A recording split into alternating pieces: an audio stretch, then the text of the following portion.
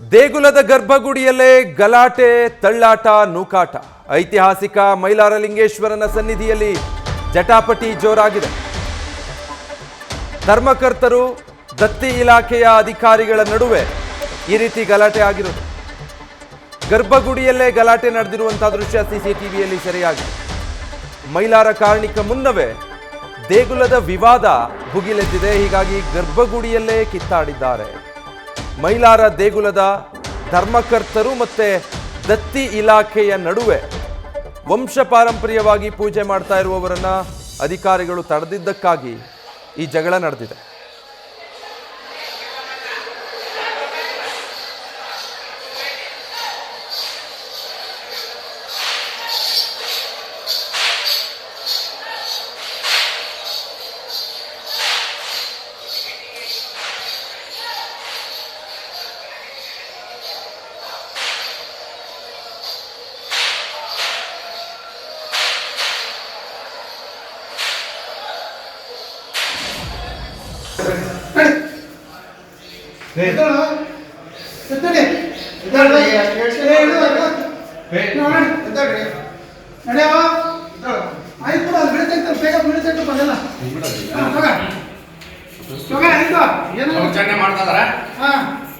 ಅಧಿಕಾರಿಗಳು ಬಂದು ದೌರ್ಜನ್ಯ ಮಾಡ್ತಾ ಇರ್ತಕ್ಕಂಥದ್ದು ಇಲ್ಲಿ ಸೇವೆ ಮಾಡೋದ ಮೇಲೆ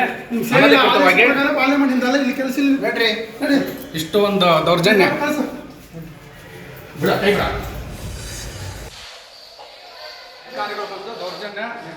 ಮಾಡ್ತಾ ಇರ್ತಕ್ಕಂಥದ್ದು ಇಲ್ಲಿ ಸೇವೆ ಮಾಡೋದ ಮೇಲೆ ಇಷ್ಟು ಒಂದು ದೌರ್ಜನ್ಯ. ಡೀಟೇಲ್ಸ್ ಕೊಡ್ತಾರೆ ಶಿವಾನಂದ್. ಈಗ ವಿವಾದ ಏನೇ ಇದ್ರೂ ಅದನ್ನು ಬಗೆಹರಿಸಿಕೊಳ್ಳೋ ರೀತಿ ಇದಲ್ಲ. ಯಾವ ಕಾರಣಕ್ಕೆ ಈ ತರ ಆಗಿರೋದು ದೇವಸ್ಥಾನದ ಗರ್ಭಗುಡಿಯಲ್ಲಿ? ವಿಜಯ್, ಖಂಡಿತ ನಿನ್ನೆ ಅಷ್ಟೇ ಈ ಘಟನೆ ನಡೆದಿರ್ತಕ್ಕಂಥದ್ದು. ವಿಜಯನಗರ ಜಿಲ್ಲೆಯ ಹೂವಿನಡಗಲಿ ತಾಲೂಕಿನಲ್ಲಿ ಬರ್ತಕ್ಕಂಥ ಮೈಲಾಪುರ ಗ್ರಾಮದಲ್ಲಿರ್ತಕ್ಕಂಥ ಮೈಲಾರ ಲಿಂಗೇಶ್ವರ ದೇವಸ್ಥಾನದ ಗರ್ಭಗುಡಿಯಲ್ಲಿ ಒಂದು ಘಟನೆ ನಡೆದಿರ್ತಕ್ಕಂಥದ್ದು. ಇಲ್ಲಿ ಪ್ರಮುಖವಾಗಿ ಏನು ಧಾರ್ಮಿಕ ದತ್ತಿ ಇಲಾಖೆ ಎ ಶ್ರೇಣಿಗೆ ವ್ಯಾಪ್ತಿಗೆ ಒಳಪಡ್ತಕ್ಕಂಥ ಈ ಒಂದು ಮೈಲಾರ ಲಿಂಗೇಶ್ವರ ದೇವಸ್ಥಾನಕ್ಕೆ ಗರ್ಭಗುಡಿಗೆ ವಂಶ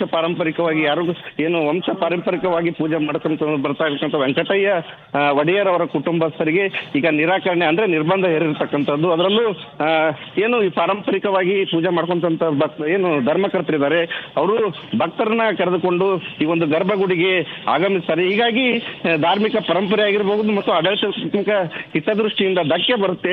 ಹೀಗಾಗಿ ಒಂದು ಏನು ಧರ್ಮಕರ್ತರ ಗರ್ಭಗುಡಿ ಪ್ರವೇಶಕ್ಕೆ ಈಗ ಧಾರ್ಮಿಕ ದತ್ತಿ ಇಲಾಖೆ ಅಧಿಕಾರಿಗಳು ನಿರ್ಬಂಧ ಹೇರಿರ್ತಕ್ಕಂಥದ್ದು. ಈ ಒಂದು ಧಾರ್ಮಿಕ ದತ್ತಿ ಇಲಾಖೆ ಅಧಿಕಾರಿಗಳ ನಿರ್ಬಂಧಕ್ಕೆ ಈಗ ಧರ್ಮಕರ್ತರು ಕೂಡ ಸಾಕಷ್ಟು ವಿರೋಧ ವ್ಯಕ್ತಪಡಿಸ್ತಾ ಇರ್ತಕ್ಕಂಥದ್ದು. Vijay, okay, thank you Shivanand. ಸಪ್ತಮಿ 4ನೇ ತಾರೀಕು ಆಗಿದೆ. ಹಾಲು ಹೋಗ್ಸೋದ್ರ ಮುಖಾಂತರ ಜಾತ್ರೆ ಪ್ರಾರಂಭವಾಗಿದೆ. ಇವತ್ತು 5ನೇ ದಿನ. ನ್ಯೂಸ್ ಫಸ್ಟ್ ನಿರ್ಭೀತಿಯಿಂದ ನಿಮ್ಮ ಪರವಾಗಿ.